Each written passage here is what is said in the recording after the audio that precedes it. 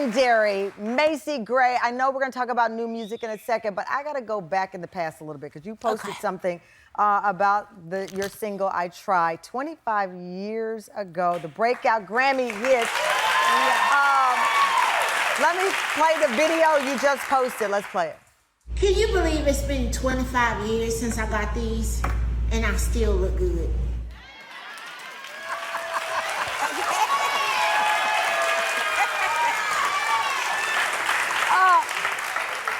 Initially, you didn't want to release I Try?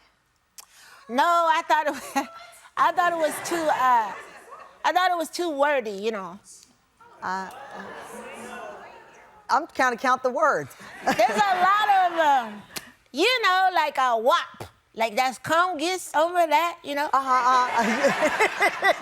I Try was like long, you know, there's a lot of words going on. And so, now when you look back at it now, so do you feel the same way? Because I could hear it today. I will walk out to my car and play that song, and it's like it just is almost, I'd never heard it before. It just, thank you. Do you feel that way from the song? Do I feel? Yeah, when you hear it, do you listen to it? No. You don't listen to your music? No, I do, but I try, you know, we sing it live all the time. Yeah. You know, so I haven't listened to it. Because let me tell you, there's nothing better than a hot bath, bubbles, and I Try, and just think about all those people that you dated and all those things. Right. That's an emotional moment for me. I know.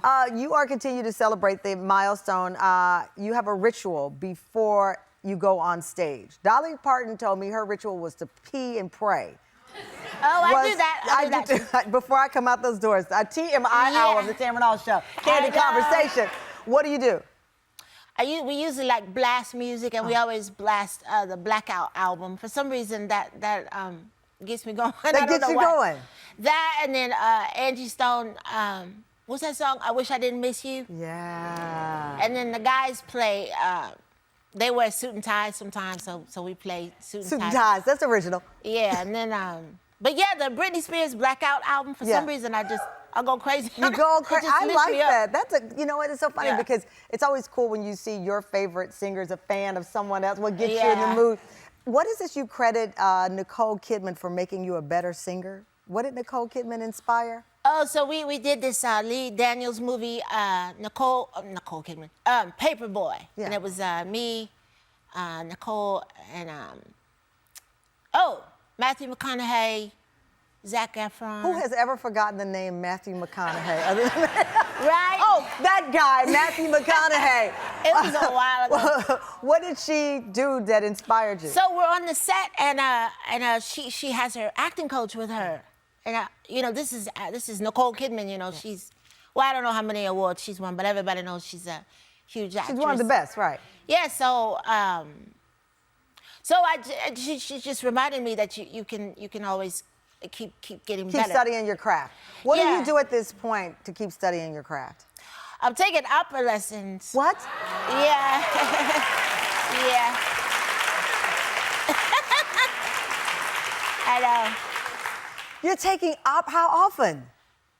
Like twice a week. I'm trying to get, I can't do it yet. I'm just trying to do this one thing, and once I do that, I'll figure, Is it for on stage, or is this a personal accomplishment? Is it for on stage or a personal accomplishment? Both. It's actually, you know, anybody who sings, it does amazing things for, stretching out your vocal cords, and your range grows, and all kind of stuff happens. So you have this goal of this one opera thing that you're clearly not ready to tell us what it is. So do you know, like when they talk about opera, they go, hoo, hoo, hoo, that thing? Yeah, I can't do it yet. You just did it. No, no, you want to do it at a different level. That was fake. So what's the deadline to reach that goal? Well, I'm getting there. You know, my voice has come a long way since I first started. You know, way long way. And so that was my thing. I just wanted to be able to do that thing. I like that. I love that very much. I know you're working on this rock and roll, because that's the other thing. You're working on the rock and roll album. Yeah. Thank you. Yes. I know that. So when I was thinking about that, I've never defined you as a genre. To me, you don't have a category. So I thought that because if people said you were pop, I'd be like, no, she's not. Or if they said you're R&B, I'd be like, no, she's Macy Gray. Right. Thank you. It's true. So what is the rock and roll version of Macy Gray? I was actually, my first band was a jazz band. And then my band after that was a hard rock band. Like this was back, MTV days. Right. When they had like Aerosmith and all those and. Right, because that makes sense to me. I can see you just getting out there, just doing it. That's my Macy Gray as a rock band. I don't even know what I just did. More with my friend Macy Gray after the break.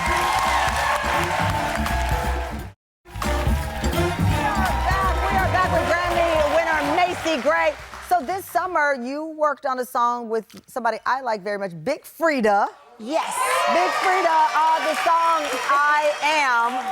That's a cute, I love that picture. Yeah. The song I Am, embracing who people are. It was for Pride Month.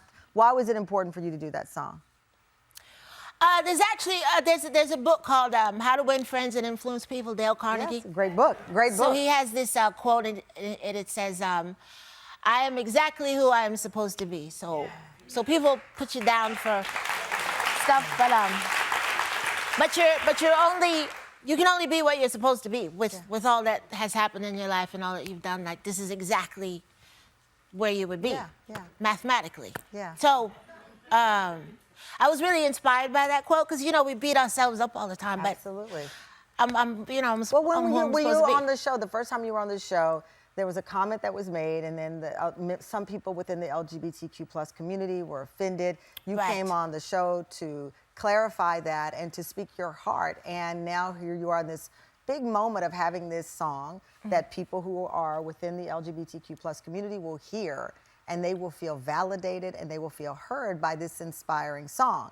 That's amazing. Where you were supposed to be at that time. Exactly. And not held by a comment, because it was a show about people getting canceled, and I'm not a fan of people saying, oh, cancel, I don't even get into that. But I don't like when people you give a pound of flesh and the world wants more. And it's like, I have regrets, we all do, none of us are perfect, and if you don't let people get back up, you are worse than any insult than they said. Exactly. And so, you did, and there you were with Big Frida hanging out, and the song is, you have to play it, stream it, it's fantastic. Before you go, I've got a quick round. The Emperor is running the house. Yes. This is the love of your life right now. Oh, he's the best. That's my buddy right there. That's your buddy right there. You asked me how was it going with Moses. I said he's in kindergarten now, and it hit different for me. I don't know why pre-K and all these other things, I was able to get to kindergarten. I am still having a hard time because I feel like this is the beginning of him really knowing what the world is like.